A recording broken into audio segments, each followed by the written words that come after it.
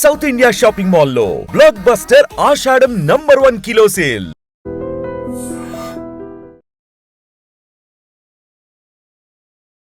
అందరికీ నమస్కారం. మన ఆయుర్వేదం ప్రోగ్రామ్కి అందరికీ స్వాగతం.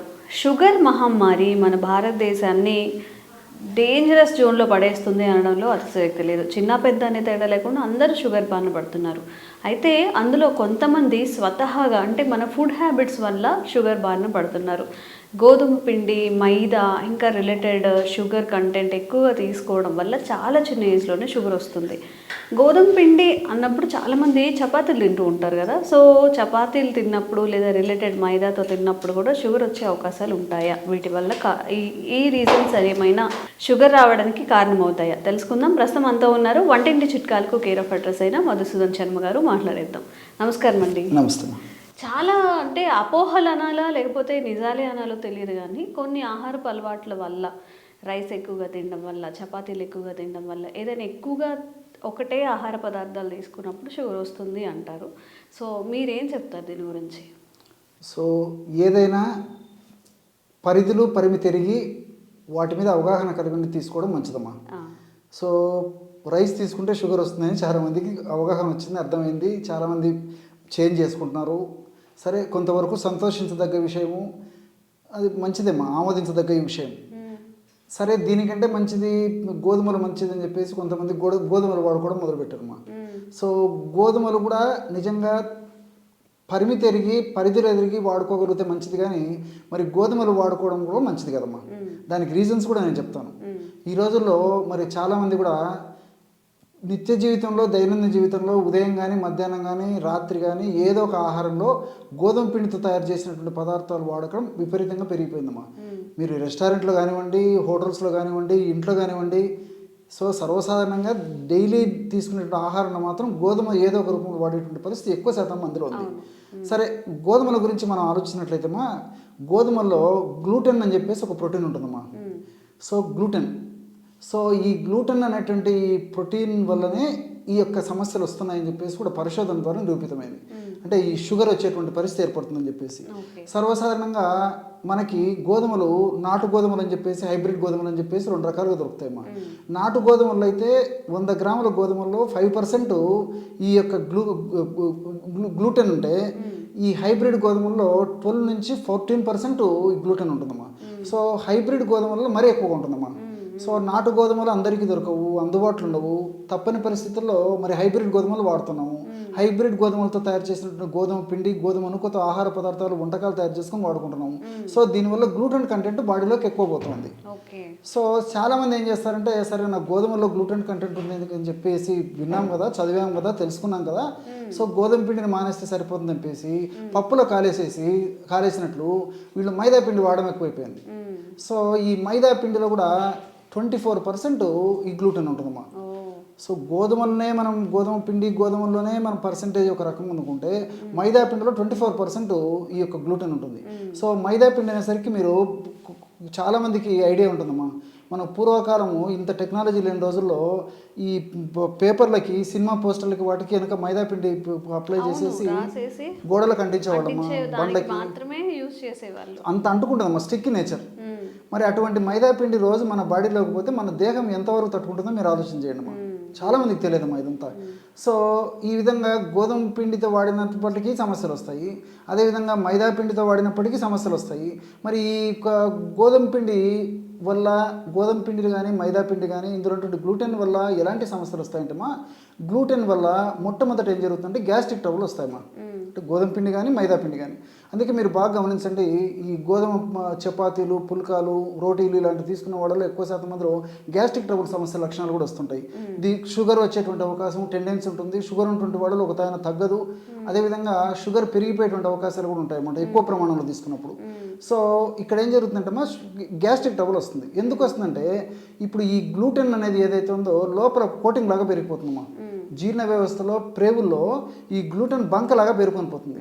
ఆ విధంగా బంకలాగా పేరుకొని పోయినప్పుడు మనం తీసుకున్నటువంటి ఆహార పదార్థాలు ఆహారము ఆ ప్రేవులు సరిగ్గా జీర్ణం చేసుకోలేదు. అదేవిధంగా పోషకాహారము ప్రేవులు జీర్ణం చేసుకోలేవు. అదేవిధంగా ప్రేవులు నిదానంగా జీర్ణం చేసుకోవడము, పోషకాహారాన్ని జీర్ణం చేసుకోలేకపోవడం చేత ప్రేవుల భాగంలో ఎక్కువసేపు తీసుకున్నటువంటి ఆహార పదార్థం నిలువ ఉంటుంది. నిలువ ఉండేసరికి పులిసిపోయేసరికి గ్యాస్ వస్తుంది. తేనుపుల రూపంలో రావచ్చు, కడుపు ఉబ్బరం రూపంలో రావచ్చు, కడుపు మంటల రూపంలో రావచ్చు, అపానవాతం రూపంలో రావచ్చు, మోషన్స్ రూపంలో రావచ్చు. ఏ రూపంలో వచ్చినప్పటికీ గ్యాస్ట్రిక్ ట్రబుల్ సమస్య మొదలవుతుంది. సో ఈ నాణ్యంలో కోణానికి ఒక కోణం అయితే ఇది, మరొక కోణంలో ఏంటంటే ఇటువంటి ఆహార పదార్థాలు తీసుకోవడం వల్ల మనకు మంచి చేసేటువంటి, దేహానికి ఉపయోగపడేటువంటి, దేహానికి రక్షించేటువంటి ఈ మంచి బ్యాక్టీరియా అంతా నాశనం అయిపోతుందమ్మా. సో మంచి బ్యాక్టీరియా నాశనం అయిపోయేసరికి పక్కనే ఉన్నానంటూ చెడు బ్యాక్టీరియా డామినేషన్ అయిపోతుంది. సో ఈ చెడు బ్యాక్టీరియా పెరగడం వల్ల మరింత అనర్థమైనటువంటి సమస్యలు, అంటే ఈ బీపీ రావడము, హార్మోనల్ ఇంబ్యాలెన్సెస్ రావడము, వెయిట్ పెరిగిపోవడము, అదేవిధంగా మెదడుకు సంబంధించినటువంటి సమస్యలు రావడము, ఇలాంటి అనేక రకాలైన సమస్యలు కూడా మరి ఈ యొక్క చెడు బ్యాక్టీరియా పెరిగిపోవడం వల్ల వచ్చేటువంటి పరిస్థితి ఏర్పడుతుంది అనమాట. ఇది ఒకటి. రెండవది, గ్లూటెన్ యొక్క గుణం ఏంటంటే మనకు జీర్ణ వ్యవస్థకు దగ్గరలో పొట్ట భాగంలో ప్యాంక్రియాజ్ అనేటువంటి గ్రంథి ఉంటుందమ్మా. ఆ ప్యాంక్రియాజ్ అనే గ్రంథిలో కొన్ని రకాల సెల్స్, ఐలెట్ ఆఫ్ లాంగర్హెన్స్ అని చెప్పేసి కొన్ని కణాలు ఉంటాయి. ఆ కణాలే ఇన్సులిన్ ఉత్పత్తి చేస్తాయి. మన దేహంలో మెటబాలిజం జరగాలన్నా, మరి మంచి శక్తి రావాలన్నా ఖచ్చితంగా ఇన్సులిన్ యొక్క పాత్ర ఎంతో అవసరం అనమాట. సో ఇక్కడ ఏం జరుగుతుందంటే ఇన్సులిన్ ప్రొడక్షన్ తగ్గిపోతుంది. మనం తీసుకునే ఆహార పదార్థాలు, ముఖ్యంగా పిండి పదార్థాలు జీర్ణం కావాలంటే ఇన్సులిన్ అవసరం. సో ఇన్సులిన్ ఉత్పత్తి తగ్గిపోతుంది. ఎప్పుడైతే ఇన్సులిన్ ఉత్పత్తి తగ్గిపోతుందో మనం కొద్దిగా ఆహారం తీసుకున్నప్పటికీ అది చక్కెరగా మారి బ్లడ్లో చాలాసేపు ఉండేటువంటి పరిస్థితి ఏర్పడుతుంది. దానివల్ల షుగర్స్ పెరిగిపోయేటువంటి పరిస్థితి ఏర్పడుతుందమ్మా.